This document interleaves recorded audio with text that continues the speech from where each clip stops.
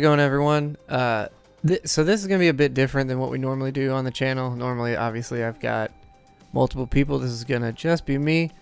But it's an idea I've sort of had for a while, and I wanted to start kind of covering or trying to go over every roguelike game that I own, which is somewhere in the 100 almost range, I think, of titles. I think since Risk of Rain 1, I think it's probably been maybe my favorite genre after I discovered what it was, and especially now that it's been implemented over and over and sort of refreshed and changed up. It's been, yeah, I think where I found my most enjoyment with games is this, and so I wanted to kind of go over some of them. Some good, some not great, others kind of middling. Just sort of wanted to go through and cover some that I personally liked quite a bit. And so I'm going to start with Rad, which is from Double Fine. It's a pretty interesting one.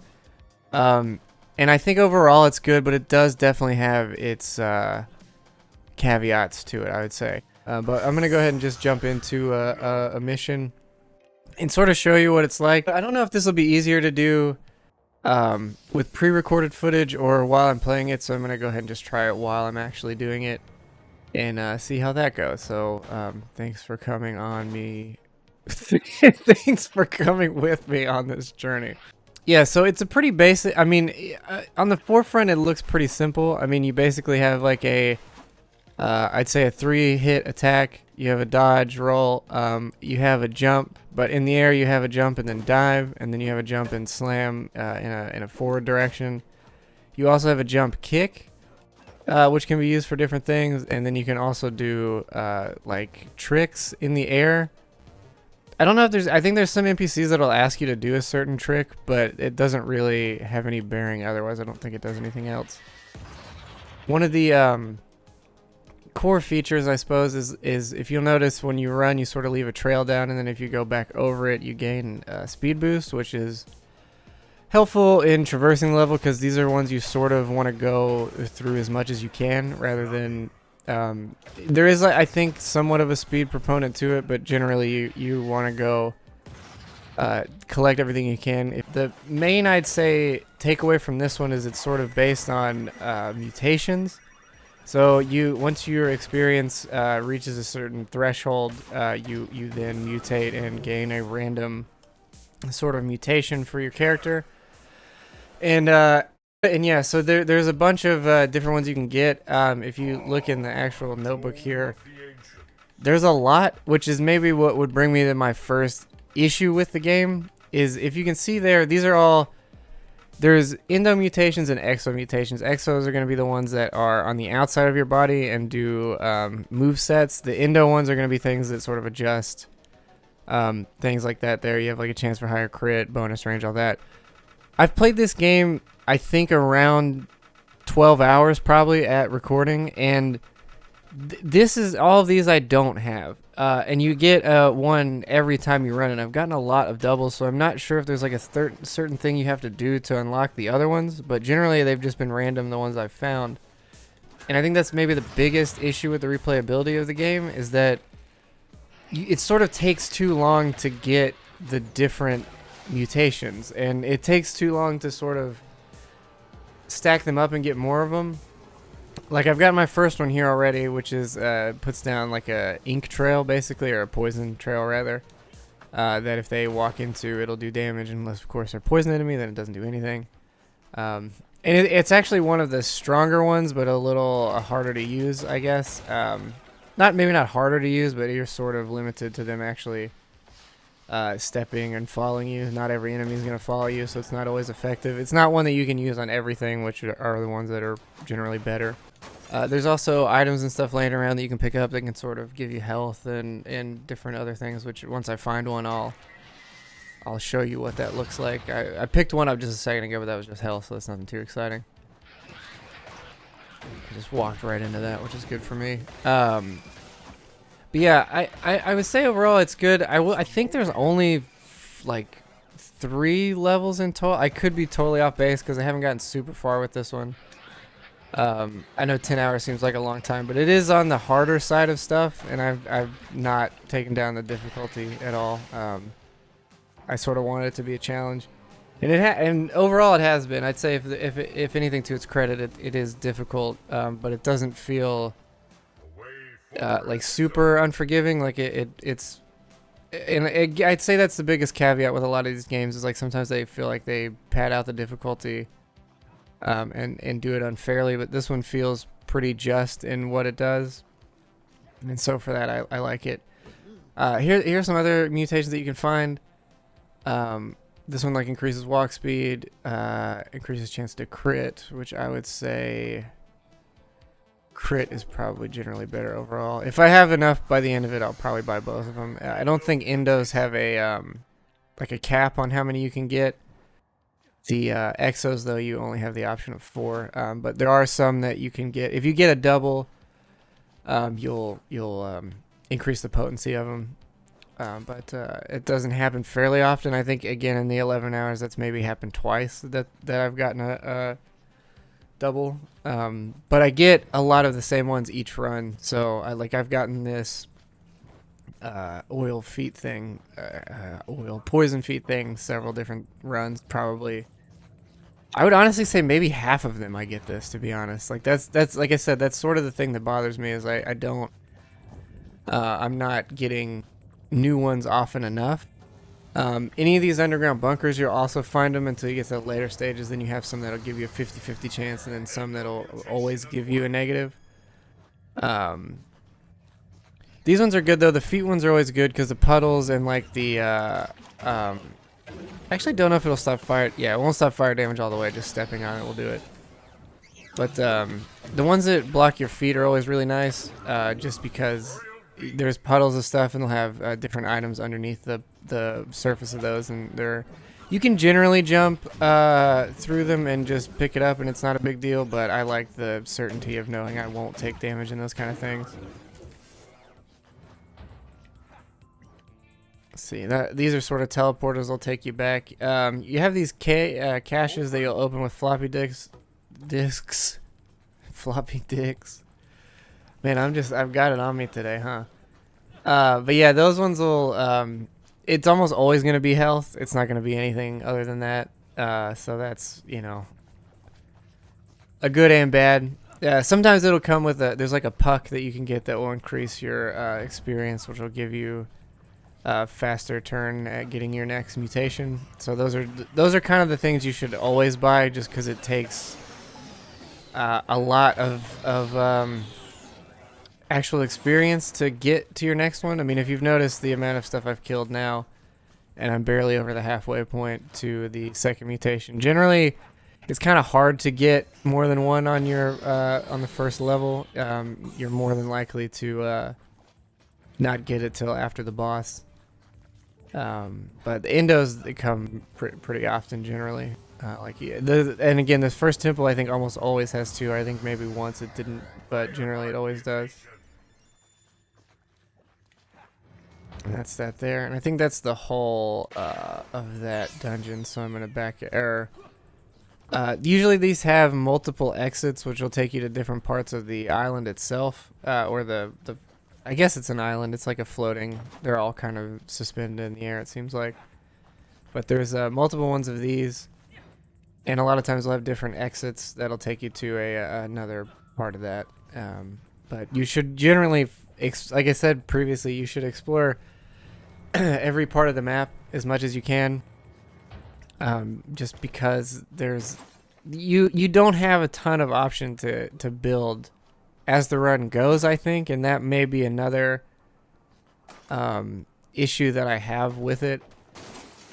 Sometimes there's little NPCs that'll have like quests, but it's again, a lot of them are gonna be the same one. It's like just burst these things. I don't always know if it works. It doesn't seem like it works if I don't talk to her first. But maybe it does. It just doesn't seem like it does. I think last time I did this, when I talked to her second, another creature spawned that was sort of like a mini boss kind of deal. Which may be the way things go. If you don't talk to her first, you get that. If you do, you get I think it's some chips or something. Or tapes, I guess is the currency in this game rather. But yeah, again, I really like the look of the game. Like I said, I think at some points it gets a little hard to discern what's happening. I will say, if you do plan to pick this game up, I would get either the console version, the PS4 or Xbox One version, or one tape. See, there it is. There's a mini boss. So maybe that is what happens when you do it that way. But yeah, if I was gonna pick this game up now, it's usually on sale. At least currently, I got it. I think for about $6, and I think at that price, I think even at the 14 it's normally listed for, that's probably fair for what you get. But I would say that at the sale price, it's definitely worth it. I would say though, you should avoid the Switch version of this game completely. I have it on both. Damn it, single tape for that. Yeah, but I have it on both platforms, and I would say the Switch version of this game is bad. Like it's they did some things to improve it, but generally there's this like the anti-aliasing that they use on it. As you can see here, it's like kind of. I wonder if I can turn the same options on.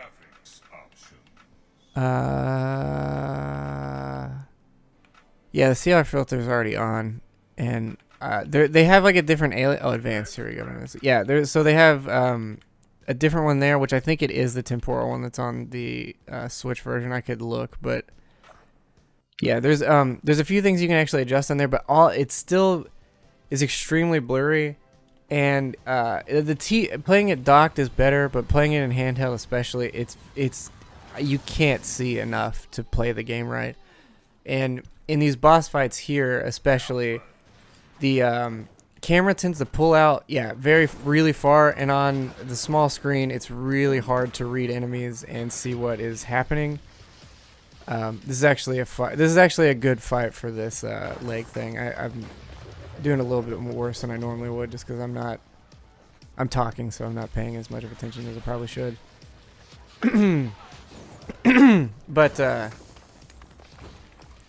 But yeah, like I said, Switch version, I would avoid it. It's just it's not worth it. If it's the only platform you have it on, I would say honestly, it's probably not worth it. Like if you could play it on something else, I would. If not, it might not be one that you really need to go through unless you're just a massive roguelike fan and you're trying to find something new.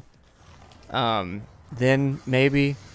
One surprisingly good Switch roguelike though is Redneck Rampage, which is a first-person shooter roguelike, which I'll cover eventually in this. And that one actually runs really well on the Switch. It's surprising that it does, but it runs super well. I've actually enjoyed it. I played the majority of that game on Switch in handheld mode. But yeah, this one I wouldn't. But the PC version is great. It's totally fine. And I assume the console one is on par, if not a little better. I don't have that, so I can't test it. But I figured buying 3 copies of this game would be a little much because I like it, but that's a bit overkill. I'm actually gonna. So this is the main hub area. These from what I've told recently, I didn't actually know this, but this character will increase their stock the more things you buy. She also apparently has the cheapest prices for stuff in the game. So I try to buy her out as much as I can. And then if you go to this, you have a deposit, which that'll show you your balance. And then at certain thresholds, I think it's 250, 500, 1,000, 2,000, 3,000 is or maybe it's 5,000 is the last one. But you get a different benefit for that, which I just recently found that out. So I've started sort of transitioning the way that the runs go. And then on top of that, you have this guy here, which if you give him a couple different plant types, he'll then grow them so that you can harvest them before the run. And then you just go back here. There's not much else to do in the hub. It's kind of too big, I think, for what is actually available for you to do. But it looks nice, and you know, it's not too bad.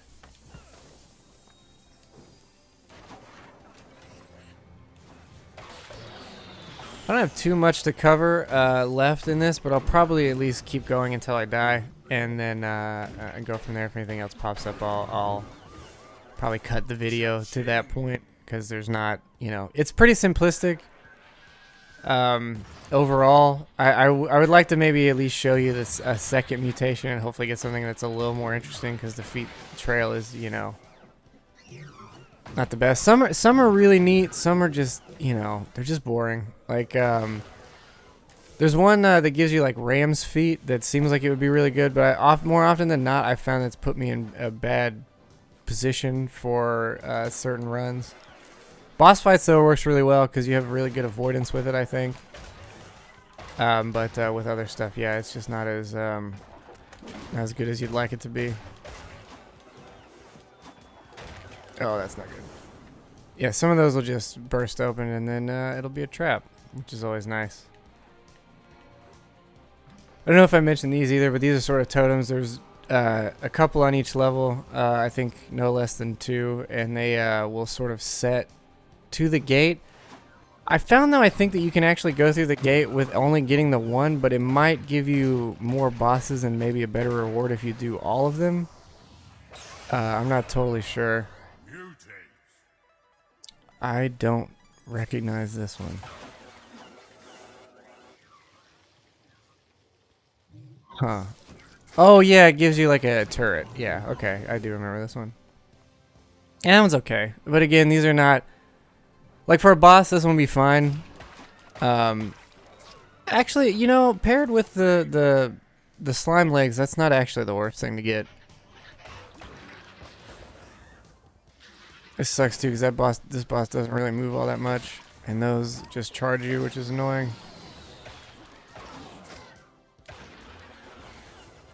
Yeah, but see, again, oh, god damn it. Oh, that's not good. I'll probably die on this, to be honest.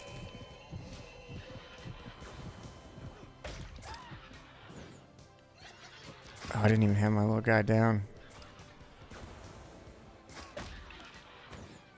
Oh, that's bad. Oh, I got lucky. Oh, fuck. Yeah, this guy doesn't really move, so most of my abilities don't really hold any bearing here. They don't really help me. Oh! Luckily, that thing I'm rolling, I guess, is the last possible second, so it's just, it's not really damaging me. But, I say that and I guarantee this, like, last time I get hit by it, it'll do that. I get lucky there. I don't... Okay, that's good. Those are decent enough. I don't know what that actual benefit was that I got, though. I'm super surprised I made it out of that. I figured that would be where we called it, but... Oh, that's good, though. I got another disc. Oh, fuck. They're really trying to set me up poorly.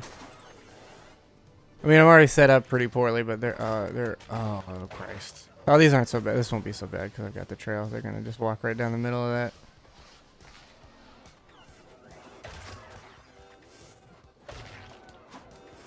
Yeah, that wasn't too tough.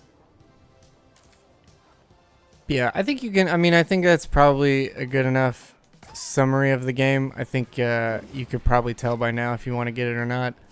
I think it's fun, though, honestly. I mean, there's definitely better stuff out there in this kind of range of game. But for the price point that I find it at, I think $7... Fuck me. I think $7 is totally fair for this. Actually, this is good to show. So yeah, so this is how you unlock other stuff, it seems like, which again was what I was saying in the beginning is sort of the caveat I have mostly with this game. Is you get a new mutation basically when you reach that threshold of that experience. So I don't think you can randomly get other mutations and items until you unlock them through that. Which, I mean, I didn't finish a ton, but a level and a half, and that maybe was like a fourth of that bar. So like at minimum 4-ish, okay. I mean, that was not a great run, but I would say generally like if you get past the second stage, you'll maybe get another unlock. So yeah, I'd say it's maybe the equivalent of like 35 to 40 minutes per item-ish. But some of those things are like characters and some of them are endo mutations that don't really benefit the game. I mean, they do, but it's not as substantial as... You would treat the exos as full-on weapons. So think of like if Dead Cells you only got like 3 weapons for the... And I guess it is kind of like that though now that I think about it. Because Dead Cells you sort of... Well, no, because you randomly have, outside of the ones you unlock, there's a larger pool of stuff you randomly get. So I wouldn't say it's that. But yeah, it just, I don't know. The pacing of the game, I think, needs a bit of a tweak overall. But I will say, for the game itself, like, it's fun. It's enjoyable. I think the aesthetic is really nice. The sound design is really good. All the enemies have that nice like pop whenever you take them out. So that's good. But yeah, for $7, there's not a lot else out there, I think, with this like level of quality that is in that range. I mean, there's a few. I mean, you can find Under the Gungeon on sale, which is really good, obviously. But that's one that doesn't really need discussed because everyone knows that game is good. I may eventually play it. I don't know, or play through it on here rather. I've played it, but like for example, like Hades, I would say is a much better roguelike, but that's upper tier. Like Hades is fantastic. Dead Cells is phenomenal. Binding of Isaac, I've heard is really good. I haven't actually played through that one myself, which I know is weird. But I have it, and I'll cover it on here, which it's old now, but, you know, it's worth looking at. Rogue Legacy may be another one, but that's more of a side-scroller, so it's still a little different. I would say, yeah, Curse of the Old Gods is a good one in this price bracket. If I look at it at $14.99, Curse of the Dead Gods is really good in this bracket. For $20, you could get Hades, which is a great game. Yeah, Dead Cells also in that same bracket, I think. Maybe with the expansion, it might be a little bit more now. But again, another one. The original Risk of Rain is maybe $10 if you've never tried that one. That's another one to look up. But yeah, I think it got kind of a bad rap, and it's sort of not really discussed much as a game.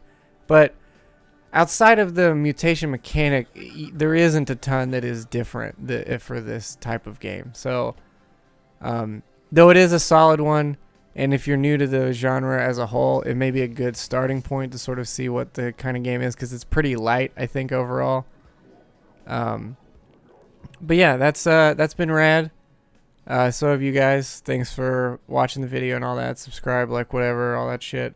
I'll put up another one here soon, in the same vein, and thank you all.